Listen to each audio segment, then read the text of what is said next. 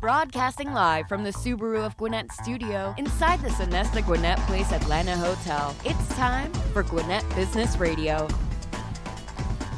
And hello again, everybody, and welcome to Gwinnett Business Radio, live from the Subaru of Gwinnett studio in the beautiful Sonesta Gwinnett Place Atlanta Hotel. Mike Salmond alongside Stephen Julian. Hello, Stephen. Hello, Stephen, again. 1, 2, 3. Hello, Stephen. Test. Hello, there you Mike. Go.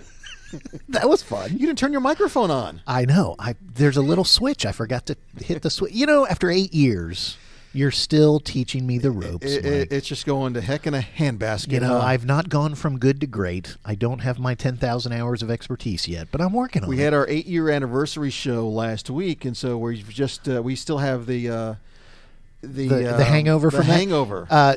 We never do this, but I am going to say everybody needs to go find that show. That was a really fun show. I thoroughly enjoy every show we do. I can't wait to do this show, but after you listen to this one, go back and listen to last week's show. It was a lot of fun. Yeah. We're going to have a good one today, too, as well. Amen. Our guest today joining us are Commissioner Marlene Fosque. She is the Gwinnett County District 4 Commissioner, and they're going to talk about this really cool campaign, a hashtag, Listen to Moms. No, listen to Gwinnett Moms. Gwinnett Moms.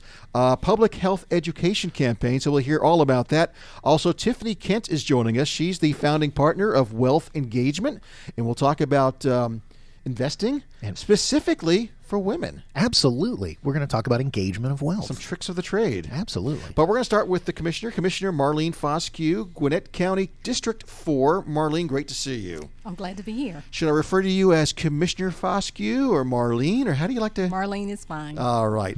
Well, you're here because Gwinnett County has rolled out back in October of this year, during this crazy pandemic we've had all year, COVID-19, a Listen to Gwinnett Moms campaign. Tell us what that's all about. Well, it's all about explaining to the public and giving the public an opportunity to learn more about what we can do locally to inspire people so that they can make changes themselves, because it's most important that people realize this is something I can do in my own home. So we wanted to make sure that, one, the government, that we're part of the solution because we wanted to be involved. But then the other thing is we wanted to make sure that we can provide information that was helpful and information that was right on time and that was relevant about the whole campaign. And we wanted that opportunity just to make sure that people knew that they can do preventive type things in their home. Meaning that washing the hands, like if you have to sneeze, you could sneeze into your arm, you can wear a mask, you can social distance. So the point is that there are things that you can do in your own community and in your own home to help stop the spread of the COVID-19. So this is like stuff that our mom tells us all the time. Wash your hands, sneeze into your elbow. And I see you call them Momisms. Mm-hmm. Yes, absolutely. Because it's things like, if you remember probably growing up, your mamas might have told you, close that door. Or for the millionth time, I told you to do something, clean your room, whatever it may be. And so that's the whole point, is to be able to remember what your moms told you. And mothers, we think we give good advice. And so we want you to use some of that wise wisdom and some of that advice that we've given you even when you were growing up small. It's not think, you know. I mean, come on. You're being humble is what you as all good moms are, right? Yes. So the interesting thing is there's a website, listentogwinnettmoms.com, which I'm sure we'll reference at the end of the interview as well, and there's a hashtag Listen to Gwinnett Moms. And like you said, it's a lot of the advice that we've heard over and over again.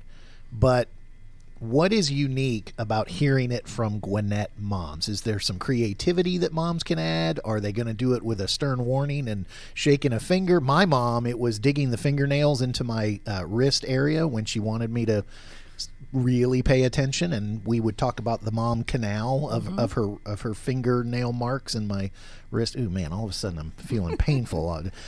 What are some of the things that moms can bring to the table, Gwinnett moms can bring to the table, that's different than what we're hearing from, let's say, Dr. Fauci or the local public service announcement ad?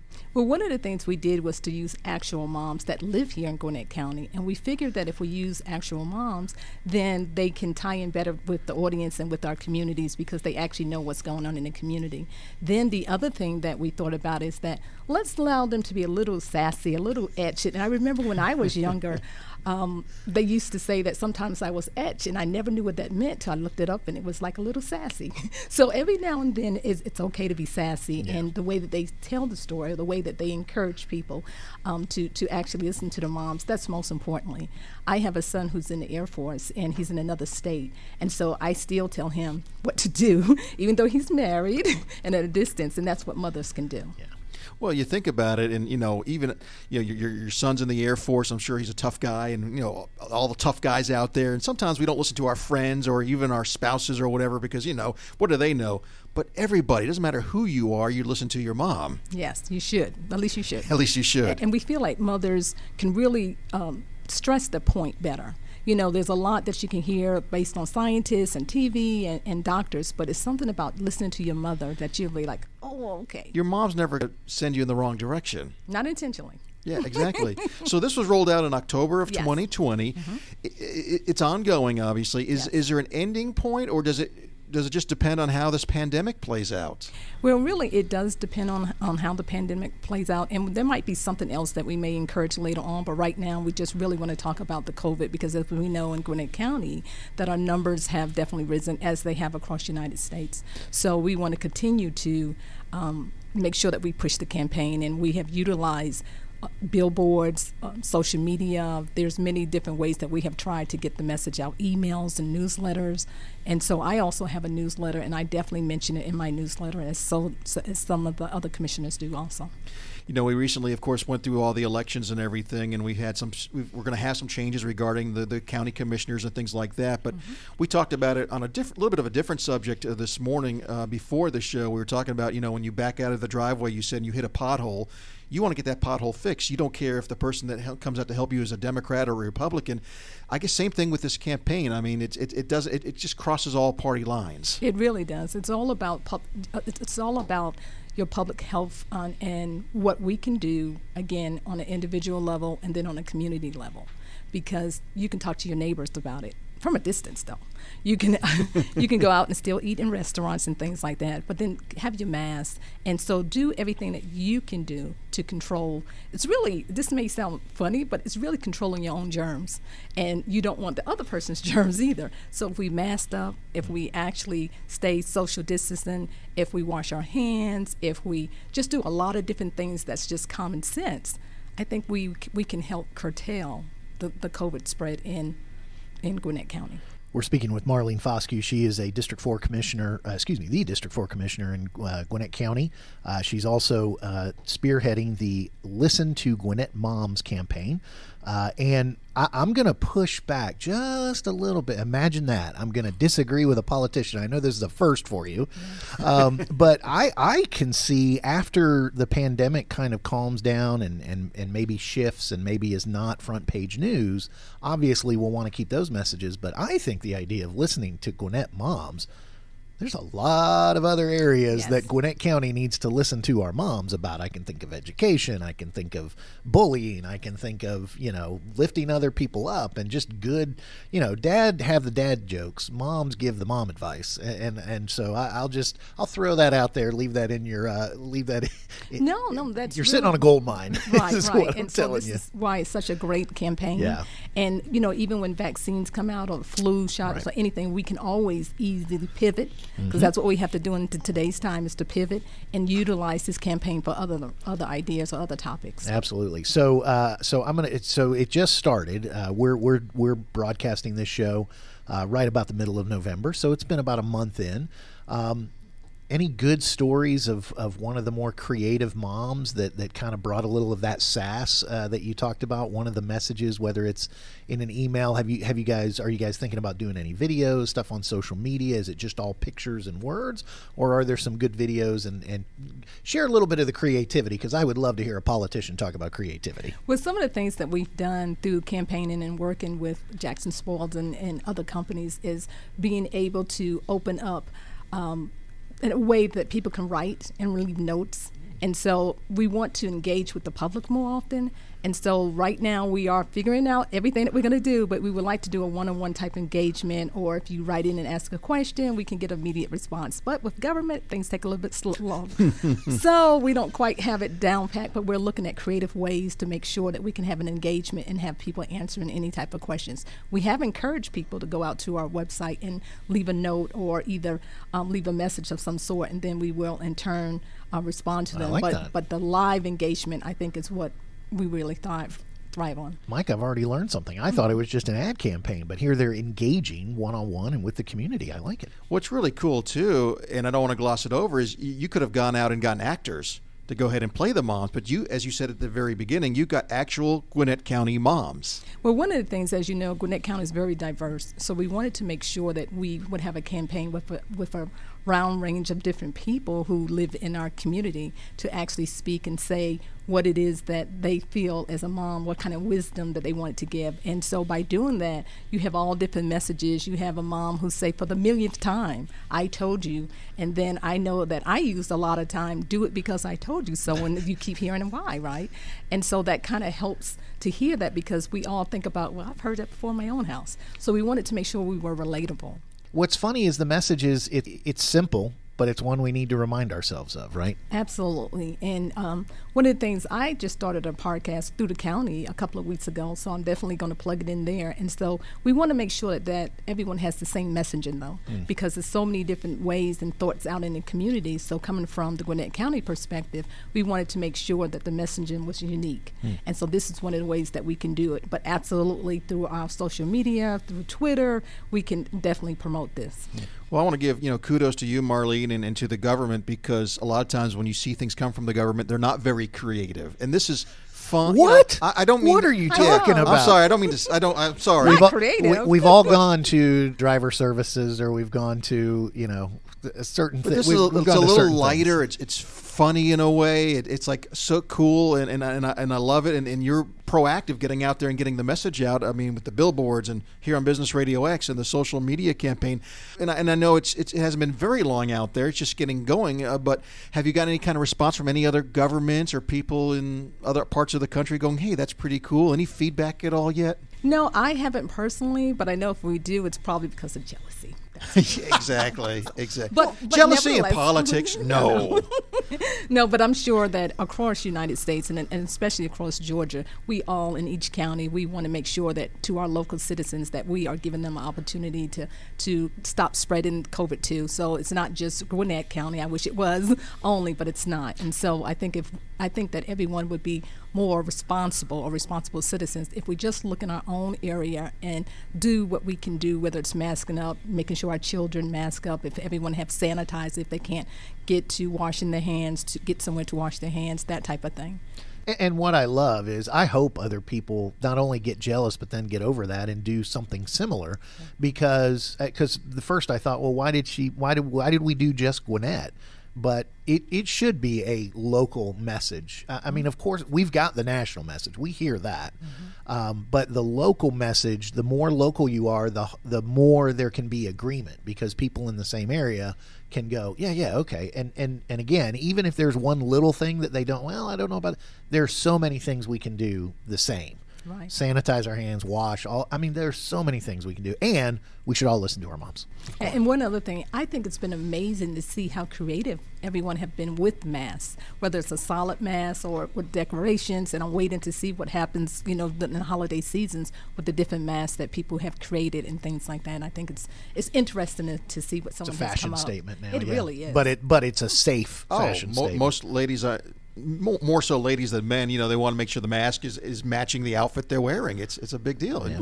You've got the red and black, so you're looking good today, as you do every day. Listen to GwinnettMoms.com is the website. Marlene, thank you so much. Before we let you go, I'd be remiss if I didn't ask you, first of all, thank you for serving and giving back to the community. Are you excited about the future of Gwinnett County? I mean, I'm kind of throwing you a softball now. With the changes, the new leadership coming in, I know you've got to be excited about everything that's happening. I am. I'm very excited. I'm looking to work with our new administration just like I was excited to work with the old administration.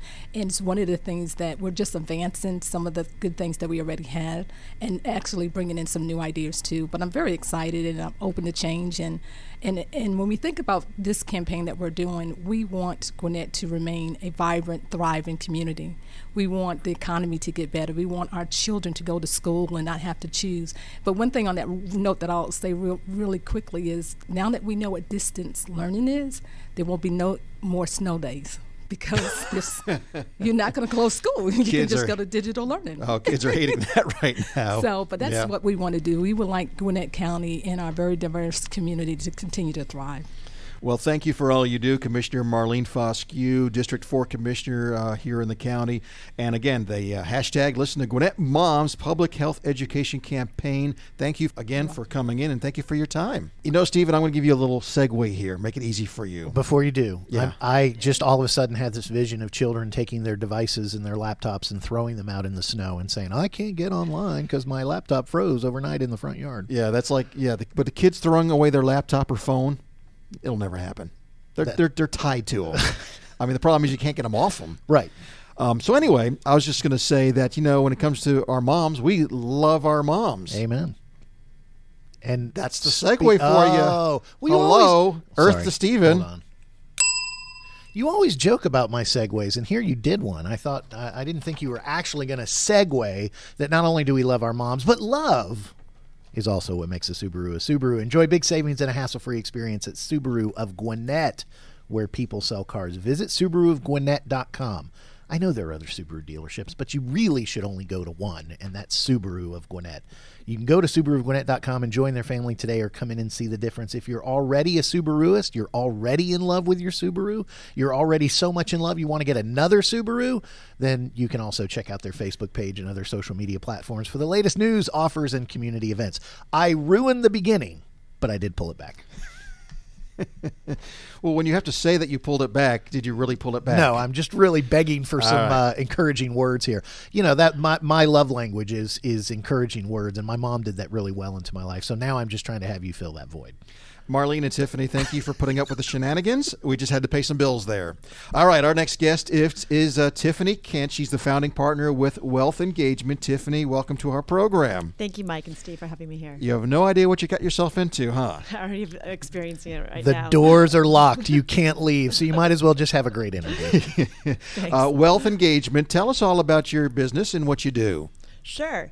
So I started Wealth Engagement just during the period of COVID because I wanted to start a registered investment advisor firm that allows me to be a financial advisor as well as a wealth manager. I felt that during COVID was the perfect time because all of us right now are trying to figure out what are our dreams, what are our hopes in the next 5 to 6 years. And this is a great time for us to all figure out what our future financial lives should look like in the future. And let me tell you a little bit of the backstory. So I basically had a really successful career on Wall Street. I was a hedge fund portfolio manager living in New York. And while I made great financial returns, one day in my early 40s, I kind of came to this point in my life where I'm like, well, so I guess I could say that I've been financially successful. But I actually don't really know where I want to go with my life. Like, I wasn't able to figure out, okay, I'm not generating any personal returns. I mean, I wasn't growing personally. And so all of a sudden, about 5 years ago, I'm like, well, why is that? Like, and that indecision and that inability of not being able to picture my future self in 5 years actually caused me more stress and anxiety than when I managed $200 million on Wall Street. So I had to do some soul searching, and I figured this out. You know what? 25% of us have a financial plan. That means 75% of everybody else, the majority of the world, does not have a financial plan, nor can they picture where they want to be in 5 to 10 years. And that's appalling to me.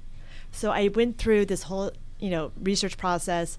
I decided that if people need that kind of guidance and help, then I need to go back to school, educate myself, become a financial planner, a certified financial planner, and help people advise them on this very complex world that we live in, and to help them figure out what's important to them. So you are someone who has been involved in the financial services industry, more in the actual day-to-day managing of money. And even though you still do that, you now are more hands-on with the clients whose money you manage. So let me ask you this: when it comes to meeting a potential new client, what is the first meeting like with you, and how is it different than other meetings they've had with other financial advisors or financial firms? So what I noticed in my industry, in our industry, is that most financial firms are set up in such a way that they focus a lot on investment returns. And they typically, when someone meets an investment manager, they usually lean into talking about the Wall Street, the market, and their investment performance, and they usually compare their performance against some arbitrary benchmark, and that's not really what's important in life. What's important in life is for us to all figure out where we want to see ourselves in 5 to 10 years, what are our hopes and dreams, how can we create a financial plan to help you achieve that goal in life, and to have an advisor who is a friend who can talk to you about making these big financial decisions, short-term and long-term, so that you can feel more successful when you reach that destination in your life. We've been told since we were kids, probably from our moms, hashtag listen to Gwinnett Moms, that, save your pennies, be smart with your money. But you're sitting here telling me that 75% of the people out there don't have a financial plan. Why is that? It's actually coming back to moms a little bit. And what I noticed also, too, is that Wall Street isn't really situated or structured a way to really address women and families. And women are mostly the main financial decision of the family. We make 70% of the purchasing decisions at home. But we also put everyone else's needs ahead of our own. We put our children, we put our jobs, we put our husbands, the house, even the dog ahead of what we want. And so what's difficult is that we never ask ourselves, as women a lot of times, hey, what do I really want? What's important to me? And when I found myself asking that question, I figured out what my dream was, and I wrote it on a piece of paper, and I was scared, and I threw it away. Like I didn't want to be reminded of this dream I wanted to have, that I wanted to realize. But you know what I did? I remembered it, because I wrote it down, even though I threw it away. And I did a little bit every single day so that I could hopefully achieve that dream in 5 years. And that was 4 years ago when I decided I wanted to start my own financial advisory and investment management firm. And the interesting thing about that is that there's been this study that was conducted, and there's this very, very famous UCLA philosophy professor. No, I'm sorry, not philosophy.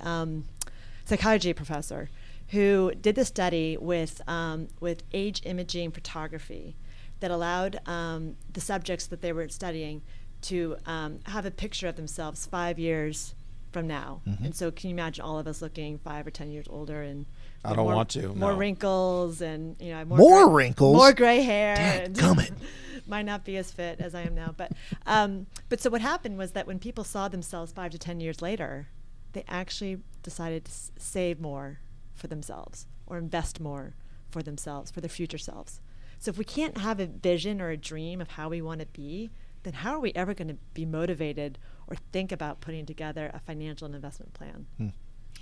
So you have brought up the idea of dreams. You've brought up kind of goals and vision and planning and dreams for the future a little bit more than the focus of money.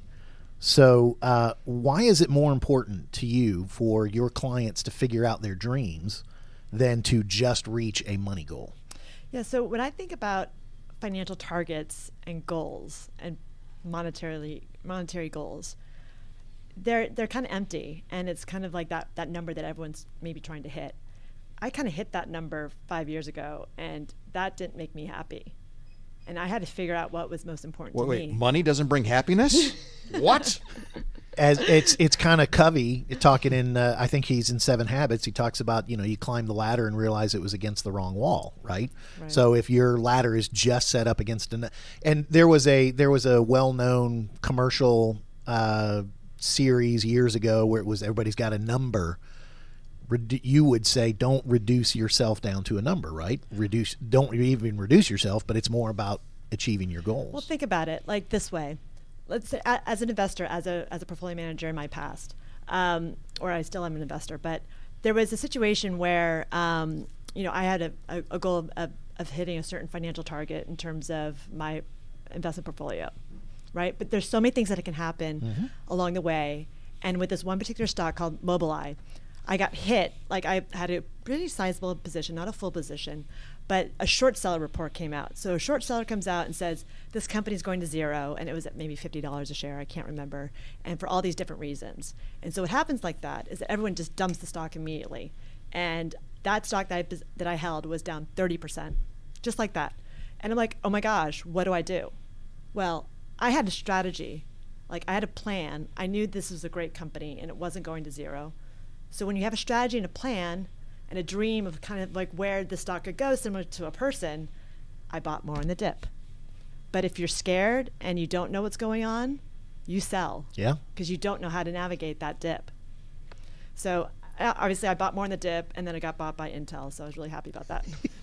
All right, I want to talk about a book that you've written. And Yes. what's the name of the book? The book is called Investing for the Smarter Sex. Okay, so obviously it's about men. My son thought that more men would buy it because they thought that they're the smarter sex. Which means the smarter sex, them thinking they're smarter sex, pay a nice price for the book. And So it's a book for financial planning geared towards the woman. Right. So the subtitle is Wealth Building Tips and Secrets Sophisticated Women Know, but Wall Street Won't Tell You. And the reason why I titled the book that way was not only does it grab your attention, but it's about my my life and my experience being a woman portfolio manager and now an advisor, and all the lessons I learned and how I was able to differentiate my performance as a woman investor, because we see things that a lot of the guys on Wall Street sitting in the big buildings, chained to their desks, monitoring their Bloombergs, that they don't see what we see. Well, wait a minute. She is calling them the dumber sex. I do want to just acknowledge. Well, why don't we talk about this earlier? We don't have much more time, but so I want to get to it. Tell me a secret that you sophisticated. No, you got to buy the women- book. Well, I'll give you an example. Give me a one. quick Give a example. tip, yeah. Okay, so this is back in 2014, and I'm working for an investment management firm that only invests in healthcare, technology, and industrials. Sounds good to me. Sounds good to me, right? But you know what? Oil crashed that year in 2014. We also invested a lot in energy, and our performance went down the tubes. And I'm like, well, this is awful. We've got to pivot. This is bad for our performance. Hey, if oil is corrected and the gas prices that we pay at the pump have gone down in price, that means the consumer has more money in their pocket. Why don't we buy more consumer stocks? Oh, my boss was like, no, we don't do consumer. But like, you know what? Man, like fashion and makeup and stuff like right. that. But I'm going to all these parties on the weekends, and all these mommies are wearing Lululemon. Like, Lulu what? I'm like, it's a yoga clothing brand, but they're not wearing it to go to yoga class. They're wearing it socially and to look good. This is when the stock was at $40 a share. So that's a good investment. It So was us guys then. are going, I bought it. we want Tesla. And you're like, no, the Lulu. Now, was this so I'm going to give away a little bit of my behind the curtain stuff. Was this a fund that was by prospectus couldn't invest in that kind of stuff? Or did they have the freedom and they just chose, no, this is what we stick with. This is what we know. No, we were a registered investment advisor, just like my firm is here All in right. Atlanta. So we have a lot of degrees of freedom. So you had freedom. Man. You got two financial Doesn't planners make- here talking. So for those of us that are not in I'm the loop, not a financial planner. I'm only a financial advisor. I don't hold my CFP. I hold my AIF. I just don't want my compliance department coming down on me. Tiffany's, you get it, right? Yeah, I do. So I get it. I got to be I careful of what I say on the air. So what you're saying is a lot of this is. Well, let me just ask this. Mike asked about the book. Does your firm, is your RIA only deal with women, or are you open to talking to the dumber sex too a little bit? I'm having a little fun, but You are. obviously you're geared toward working with women, but you're available to work with any advisor or any person who wants an advisor who's going to listen to them. When you have Wall Street that has 90% of the folks out there are men, Yep. whether they're portfolio managers or financial advisors. Yep. Women are a huge force in our economy. We're making tons of money. We're inheriting tons of wealth, divorce, and we're coming into wealth. We need someone to understand what our needs are. And so I really love working with my women clients. and as you said earlier, women make a lot of the decisions in the household. Yep. They do. And then the opposite thing is that because I have this portfolio manager hat, Wall Street, guys sometimes can be intimidating even with other guys. And some guys like to try and prove they know a lot more than the other guy. But with me, they're not in competition with me. So they ask me all the great questions that they always wanted to ask their male advisor, but they were too scared to ask. She has a you have a competitive advantage. I like to think we are clearly portraying that competitive advantage today. Tiffany, great stuff. Thank you for coming in and sharing this information. For those that would like to find out more about wealth engagement or the book or just have a conversation with you, what's the best way to find out more? Sure. Go to my website, www.wealthengagement.com. Great stuff. And you started this during COVID. Do you also meet with people face to face? And if so, where are you located? I'm assuming you can work with anyone anywhere. Right. Correct? Sure. I'm in Buckhead in Atlanta. Okay. But I've been having a lot of webinars, sure, Zoom seminars, calls, all that. Zoom calls, Perfect. all that. Good. So money doesn't buy you happiness, but it does buy you a nice place in Buckhead. Absolutely. It buys you the Lululemon stock that goes up by about 400, 500% if you bought it in 2014, right? Yep, exactly. Amen. Tiffany Kent. Sorry, past performance is no guarantee of future results. Always read all prospectuses and yada, yada, yada. Full disclosure. Yeah. Tiffany Kent, Wealth Engagement, thank you very much. Also want to thank our other guest, Commissioner Marlene Fosque with the Gwinnett County Government, and, of course, again, the Listen to Gwinnett Moms campaign. Mike, I'm just so glad that someone was in the studio who really got that joke that I've done a few times, and most people don't get it, but someone who's in the industry. Little wealth management jokes. And not only that, not only is in the industry, but is also willing to laugh at it a little bit. That's I didn't enjoyable. even catch the joke, so see. Past performance is no I guess guarantee I'm of not the future smarter results, sex so. after all. No, well, you are the smarter host. Just be quiet. A reminder, you can listen to this show anytime you want by going to businessradiox.com, select the Gwinnett Studio, and you'll see this show and 8 years worth of the episodes as well. We're also on iTunes, iHeartRadio, Spotify, Stitcher. Check them all out there. And be sure to follow us on social media. We're on Instagram, LinkedIn, Facebook, and Twitter at Gwinnett Radio X. For our wonderful guests and our producer, Amanda, I'm Mike. He's Steven. You told me to be quiet. Thank you. So I'm being quiet. We'll see you next time here on Business Radio X.